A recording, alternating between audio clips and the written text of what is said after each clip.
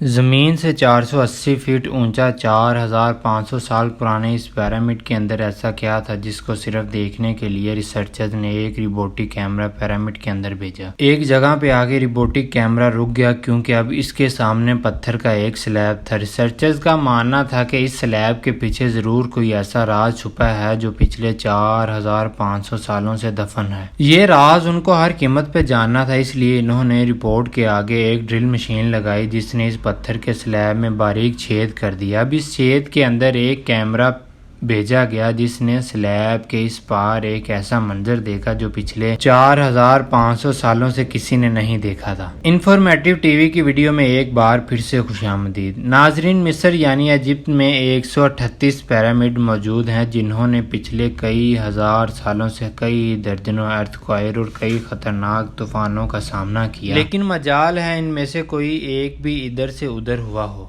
ان میں سے سب سے بڑا اور سب سے اونچا دا گریٹ پیرامڈ آف گیزا کہلاتا ہے، اور اس پیرامڈ کی بیس کا ایریا 13 ایکڑز ہے، یعنی اس پیرامڈ کے اندر ایک دو نہیں بلکہ پورے 9 فٹ بال فیلڈ آرام سے فٹ آ سکتی ہیں۔ ایک ایسٹیمیٹ کے حساب سے ٹوٹل 23 لاکھ بڑے پتھروں کا استعمال ہوا، جن میں سے کئی پتھروں کا وزن 50 ٹن بھی تھا، اور اگر اس کے ٹوٹل وزن کا اندازہ لگایا جائے تو اس پیرامڈ کا وزن 60 لاکھ ٹن یعنی جو 12 برج خلیفہ کے وزن کے برابر بنتا ہے۔ لیکن اتنے اونچے اور اتنے عالی شان پیرامڈز بنانے کا آخر مقصد کیا تھا؟ ہزاروں سال پہلے جب انسان کے پاس کوئی ٹولز بھی موجود نہیں تھے، تب ان پیرامڈز کی دیوار کو انچ بائی انچ لیول کیا گیا اور کیسے 50 ٹن وزنی پتھروں کو اسکوائر شپ میں کاٹ کر بغیر کرین کے 480 فیٹ اونچائی تک پہنچایا گیا۔ اور ان کو بنانے میں ایسے کون سے انجینئرز کا ہاتھ تھا جنہوں نے ان پیرامڈز کو ارتھ کوائر پروف کے ساتھ ساتھ ان کی تمام سائڈز کو ایگزیکٹلی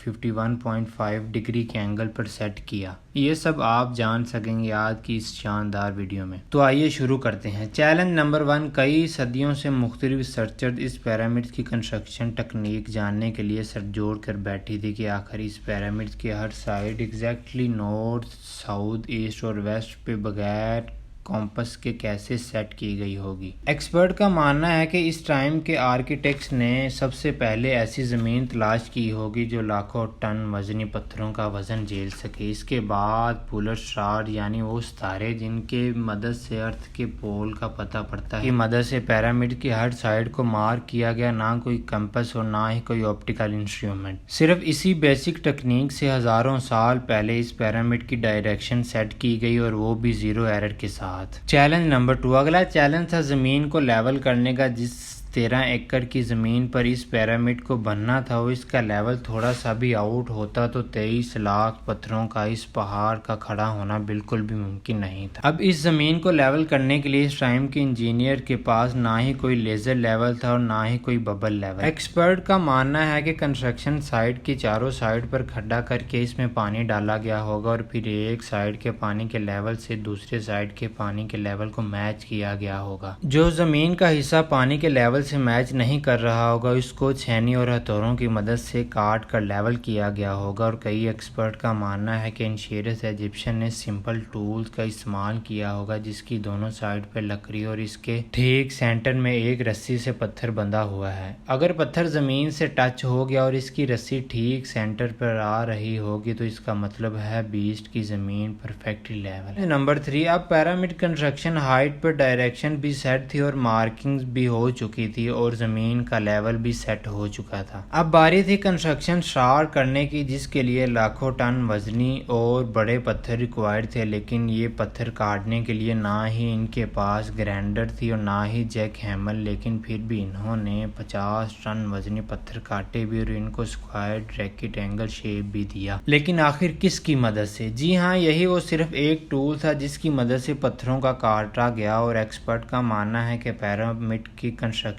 پہ استعمال ہونے والی چھینی صرف کوپر سے ہی نہیں بنی تھی، کیونکہ ان کو یہ بھی بات معلوم تھی کہ کوپر نرم ہوتا ہے اور پتھر نہیں کاٹ سکتا، اس لیے اس میں ایک کیمیکل آرسینک بھی شامل کیا گیا تھا، اور کوپر آرسینک سے بنائی جانے والی یہ چھینی لکڑیوں کے ہتھوڑے سے بھی پتھروں پر ٹھوکی جاتی تھی، اور کئی گھنٹوں کی محنت کے بعد بڑے بڑے پتھر شیپ میں لائے جاتے تھے۔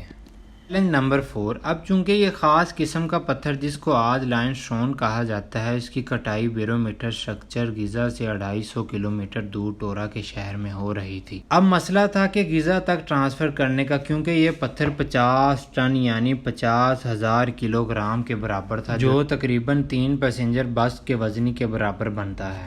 ایسے 23 لاکھ پتھر صرف ایک پیرامڈ میں استعمال ہوئے تھے۔ اتنا وزن ٹرانسپورٹ کرنے کے لیے نہ ہی اس زمانے میں کوئی جانور کام آنے والا تھا اور نہ ہی ان کے پاس ٹرک موجود تھے، کیونکہ اگر آج کے دور میں بھی اگر ایسا کام کرنا پڑے تو ٹرانسپورٹ کمپنی کو اچھا خاصا تھروک ٹائم دینا پڑے گا۔ اور حیرت انگیز بات یہ ہے کہ کام صرف ورکر اور کشتیوں کی مدد سے کیا گیا تھا۔ جی ہاں، ٹورا اور غزہ کے درمیان موجود سمندر کا فائدہ اٹھایا گیا اور بڑی بڑی کشتیوں میں پتھر لاد کر پیرامڈ سائٹ پر لائے گئے، اور ایکسپرٹ کا ماننا ہے کہ یہ کام اتنا آسان نہ تھا۔ اس کے لیے تقریباً 500 مزدوروں کی فوج نے مل کر یہ کام کیا گیا ہوگا۔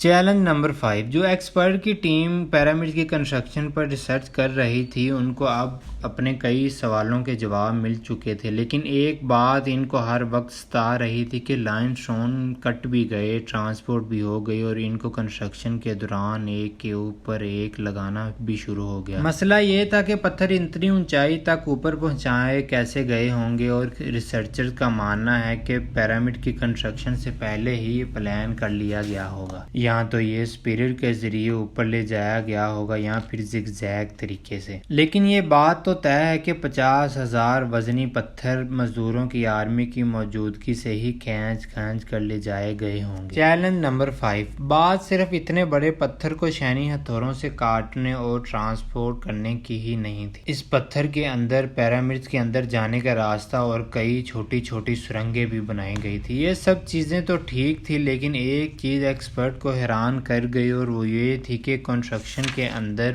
جو پتھر استعمال ہوا تھا وہ جو لائم سٹون نہیں بلکہ گرینائٹ تھا۔ جی ہاں، گرینائٹ ایک ایسا پتھر ہے جو ڈائمنڈ کے بعد دنیا کا سخت ترین پتھر تھا۔ آج کل کے جدید دور میں بھی گرینائٹ بڑے بڑے گرائنڈر کی مدد کے سوا کاٹا ہی نہیں جا سکتا۔ دنیا بھر سے کئی آرکیولوجیکل وزٹ بھی کروایا گیا، لیکن کسی کو بھی اس بات کا سراغ نہیں مل سکا کہ 4500 سال پہلے جینیس نے گرینائٹ کیسے اتنے ٹھوس پتھر کو اتنی صفائی سے کیسے کاٹا۔